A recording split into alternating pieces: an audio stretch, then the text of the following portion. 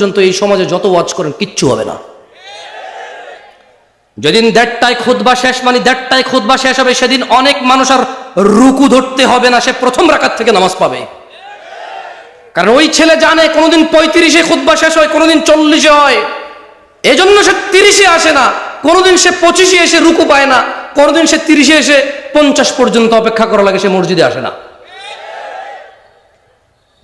সময়ের মূল্য জুমার খুতবার সময়সূচি থেকে নিয়ে নেন, এর অপকারিতা কতটুকু। আমি কোরআনুল কারীম থেকে 2-4টা আয়াত বলে আজকের বক্তব্য সমাপ্তি করব।